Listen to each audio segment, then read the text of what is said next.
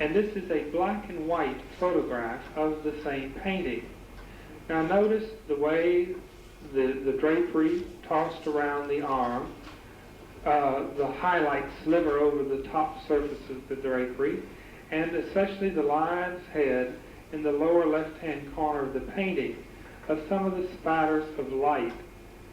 Now, in a mocked-up setting, using the chair and some photograph and setting the camera so that the middle ground would be in focus, we have this photograph. Slide, please. Now this is an actual photograph of this same, more or less the same scene. So you see, if you take how the highlights have blurred out and have exaggerated themselves, we then can deduce that Vermeer obviously used the camera obscura because this type of lighting is never seen by the naked eye. It is not that Vermeer copied this exactly, but used it as a departing point to achieve a certain effect that could not be achieved any other way. Slide, please. Sort of a companion piece to the other one is this one called Girl with a Flute. The composition is much the same. The light comes in from the opposite side of the room this time, but we see a fur-lined jacket that we'll see again in other paintings, and again the lion's head on the back of the chair rail. Slide, please. Renoir called this one the most beautiful painting in the world, and I think I'll almost have to agree with him. It is again a tiny one, about 6 by 8 inches, and it is called the Lace Maker. Even getting beyond the elaborate hairdo, notice how he has silhouetted the lightness of the face against a light background, almost the reverse of what Rembrandt did. The little threads on the pillow in the lower left foreground just almost stand out three-dimensionally. He did this trick so that the paint itself would catch a highlight and produce a shadow, even if the thickness of the paint was no much more than a thread or a hair. If you do not know the method of making lace, they work over a paper pattern and work with the little bobbins, twisting them in and out, tying knots over these millions of little pins that are stuck in through the pattern into a cushion. Slide, please. This is the slide of the view of the city of Delft, and it is only one of 2 outdoor scenes that Vermeer did. It's a beautiful scene, using the pointillist technique that he used in The Cook, almost making it look like raindrops over the surface of a building after the buildings have been cleaned by a rain. The light quality is a shimmering effect. The sky is sort of cloudy and gray, as if the rains have passed. Then the figures in the foreground bring the painting close to you and produce a depth that you cannot achieve in any other way. Slide, please. We have some details, 3 detailed slides of getting in closer to the views of the city on the opposite shore.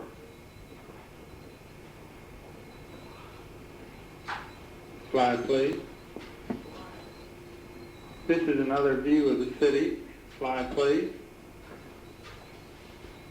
And a view of the people on the front shore. The drawings of the building are accurate. There was another painter who did a very detailed drawing of sort of an aerial view of the city, where every little house was included, even people walking, and it is so accurate that you can actually find the house that Vermeer lived in. Slide, please. And this is the second exterior scene that he painted. Again, a tremendous amount of detail, but a loving way of applying the paint. The trees are a little bit blue. It is known that the yellow and blue paint that he used has caused some oxidation for the yellow to fade or become transparent, so that the blue is more obvious today than it was in Vermeer's time. He used many different devices as far as his composition and to show how much he was interested in a realistic effect. But within the window of the studio where he painted this, it is known that he moved back into the room so that the window area itself framed exactly what he put into the painting. He is so accurate on his interior scenes that a Dutchman, P.T.A. Swillens, in doing a biography on Vermeer, has been able to discover the room sizes of his home, and also that Vermeer, according to his eye level and perspective, always painted sitting down and was approximately 5 feet 7 inches tall. Slide, please.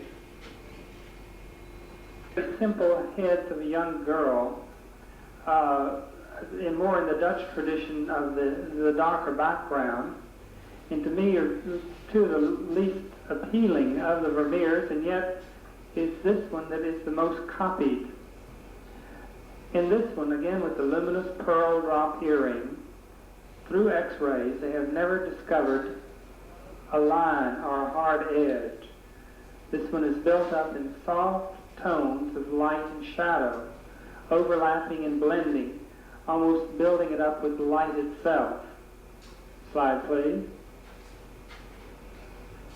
And a very similar composition, again the blue cloth that you see so often in his painting, but more or less the same placement as in the last picture. There are so few Vermeers, and so few that are authenticated, that none has come up for auction within the last 50 years. Most of them are in museums. This one was purchased several years ago by Mr. and Mrs. Charles Reitzman for a total that is supposedly around $350,000. Slide, please. This is a detail of a painting. We have two details. We do not have an overall slide of the painting. Slide, please.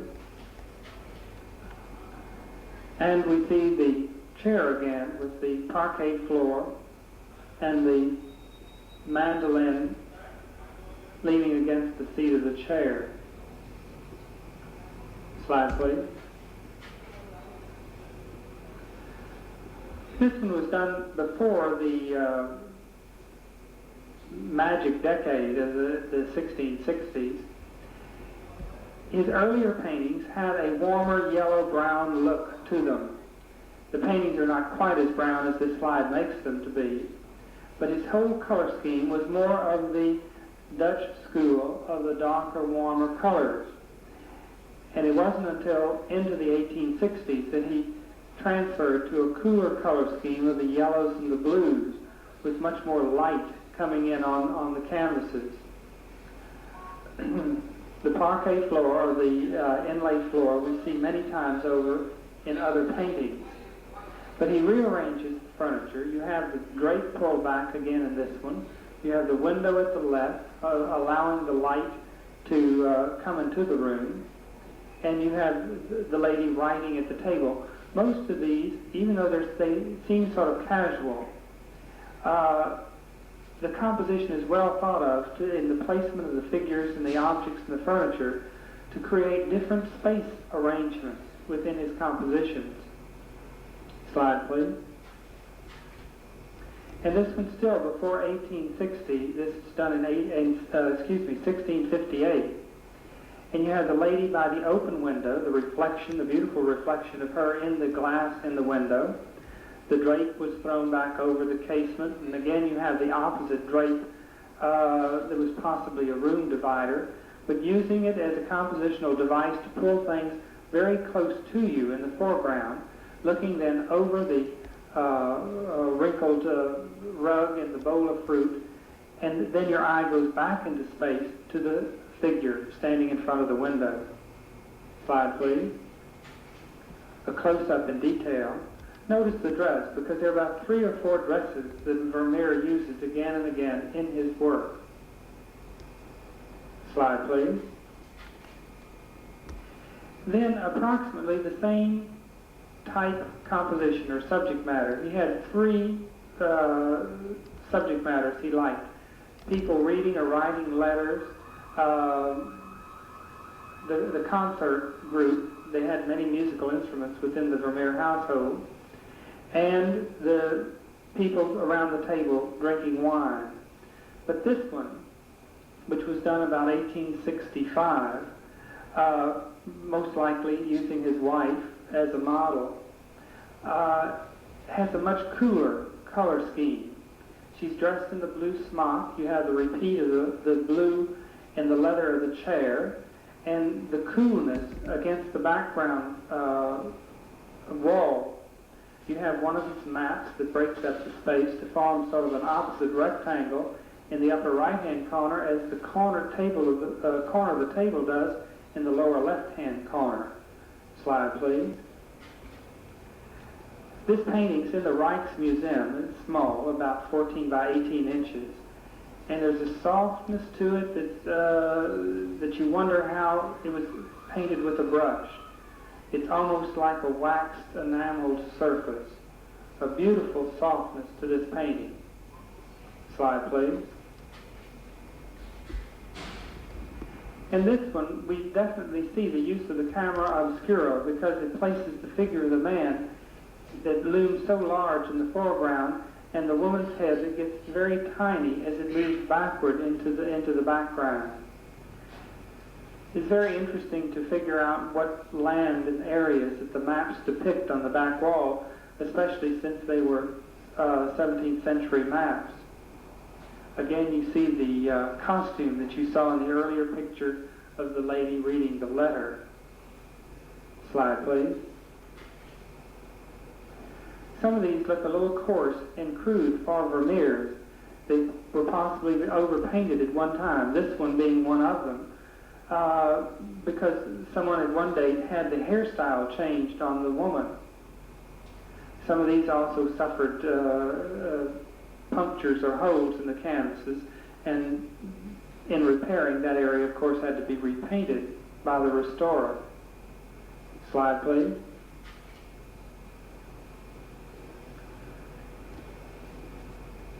Again, the same coat. Again, we see the mandolin. The silhouette of the lion's head on the chair in the foreground forms sort of a dramatic contrast with the lightness that falls on the face of the lady. Slide, please. This one has a softness to it that makes it one of the finest Vermeers, and it's called Woman Weighing Gold. But the quietness in her head, and especially the spiritual painting in the background, denotes sort of a mystic spiritual effect. The woman could be a Madonna gazing down at the Christ child.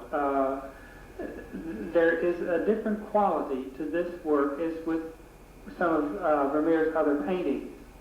We again have the coat that we see in the painting Woman with the Flute, the little one with the fur coming down the front and the fur cuffs.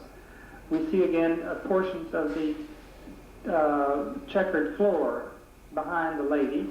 The window again is to the left, and the table this time has been moved up to the window. But the beautiful light that falls down on the face, slide please, and on the hand that is holding the little scale that is weighing the gold. Many times he uses paintings in the background to sort of carry out the theme of the work. Slide please. As in this one, some art historians have said that she's possibly looking at the artist. This could be his wife. The picture of Cupid in the background, and there's another one of sort of a courting scene where there's a Cupid in the background. That sort of denotes more than just a lady standing at a piano playing. Slide, please. This is not the complete composition, but again, this is sort of a trumped-up scene of the maid. What you can't see is there's a bucket and mop down on the floor beside her, and she's obviously brought the letter to the lady of the household who had been interrupted while strumming on her instrument. Slide, please. And another variation with the drape in the foreground and the lady at the piano. Slide, please. This is a masterpiece in creating depth. It gives a much more it gives a greater illusion of space than it was actually in the room. But by the placement of the figure at the far end of the room, and the mirror above the piano, reflecting the lady's face, and the man who might be her music master or friend standing beside her. But the tremendous heaviness of the rug draped over the table in the foreground, the perspective leading back to the parallel plane at the back wall, gives a great depth to this painting. Slide, please. And a close-up of the detail that you see a better reflection in the mirror of the woman at the piano. The same props were used over and over again, but in different arrangements. Slide, please. Girl asleep, he probably got one of the servants to pose, and in a drowsy condition, either she's thinking or asleep. You see through the door into another room in the back quarters of the house. And again, for interest, the rug is thrown up on the table, so to create a more complex arrangement of folds. Slide, please. Woman with the pearl necklace. The mystery of Vermeer and how much he's appreciated nowadays, I think, is epitomized by the study of Hans van Meegeren, who during the Second World War initiated some unfound Vermeers. He studied for 4 years to learn the techniques of 17th century painting, and buying a 17th century canvas of a lesser artist, painted one of Vermeer's religious scenes and sold it as a genuine Vermeer. It is not understood why it was not found out before of the fakery of the painting, but so many people who were so eager to get a Vermeer, and especially during the late 1930s, the political unrest of the period, people were a little more secret about their acquisitions than they would be at another time in history. But the profit from that became so tempting to Van Meegeren that he created 5 more Vermeers and 2 Peter de Hoeks, who was a Dutch painter at the same period. And the only reason that it probably was discovered that after the Second World War, he was arrested and tried in Nuremberg at the war trials as a collaborator for selling national treasures to the Germans. He sold 1 Vermeer to Goering for $2 million. And it was only then that he had to come out with the truth in saying that these were fakes. The art historians could not believe it until some of the things that he had mentioned through radiograph could be seen in the underneath sections of the painting. And then the conspiracy charge was changed to fraud, but he died within the year following. Slide, please. And a close-up of the lady with the pearl necklace. Slide, please. The last painting that we'll see of Vermeer's is probably one of his greatest, and it's called The Artist in the Studio. And it is not known whether this is supposedly a self-portrait of Vermeer, but more than obviously he has used his figure as the figure of the artist. And the model is posing as some sort of mythology figure, allegorical figure of they consider it fame. The drape is drawn back as you enter his studio. Drawing pads, plaster casts are over on the table, signs of the artist's trade. The map in the background is of Holland and the North Sea. And the artist just at this magic moment of looking at the model before he completes an extra little leaf of the wreath that surrounds her head. Slide, please. The back of the artist. Slide, please. And the model, draped in the blue cloth that he used again and again in his painting. Slide, please. Of the chandelier with some of the pointillist technique that he used to enhance the brilliancy of the light falling on the brass. And some of the map, the the North Sea, or the Oceanus Germanicus. Slide, please. And a section of the boats in the map. As a finish for Vermeer, I would like to read a section of biography and a description of the characteristic of his painting, which I think sums up the whole style of Vermeer.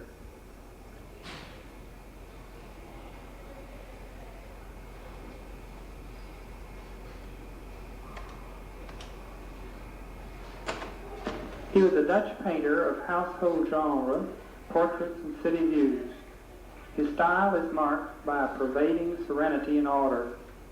This is the result of his extraordinary skill in representing space and the technical perfection with which he illuminated the objects enclosed in it, animate and inanimate. They are so accurately observed and represented that they appear to exist in permanence and timelessness. Exact balance and harmony prevail. Vermeer's mastery of color and brushwork is never displayed as virtuosity, but always employed in the enhancement of the whole. Slide, please. For the review, the first artist that we studied this semester was Giotto, G-I-O, T-T-O, Italian painter. All those stiff but human figures, the flat halos, the blue background. Slide. Leonardo da Vinci, D-A, capital V-I-N-C-I. This is a small painting, just a study of a woman's head. It's done on a piece of mahogany, so the background is actually the wood texture and not painted. This is in the Parma Museum in Italy. But it has all the characteristics of the Da Vinci face, the high forehead, the long nose, the deep set mouth, and the attention to all the curls and the hair, although these are just sketched in and drawn. The face does have some white highlights or more opaque tones on top of it. Slide, please. And Michelangelo, the giant of the Renaissance, sculptor, and slide, please. Did the frescoes in the Sistine Chapel, this one being the section of the people going into hell in the Last Judgment on the end wall of the chapel, with muscled giant figures in action. Slide. Someone completely different that was not interested in anatomy and emotion and action was Jan van Eyck, V-A-N, capital E-Y-C-K. A Flemish painter. They were much more interested in surface details of catching the gleam on brass, the wrinkles on a person's skin, the texture of fur. Slide, please. And Peter Bruegel, another Flemish painter, painted genre scenes or everyday scenes of life about him, including religious subjects. Used the high horizon line, crowding his compositions with lots of activity and people going about doing things. Slide, please. Rembrandt was basically a portrait painter. He was Dutch, R-E-M-B-R-A-N-D-T. This being a self-portrait at a fairly young age. But all of his paintings had that warm, spotlighted area, bathed in dark, rich, warm brown tones. Painted very naturally. The people looked like they did. Slide, please.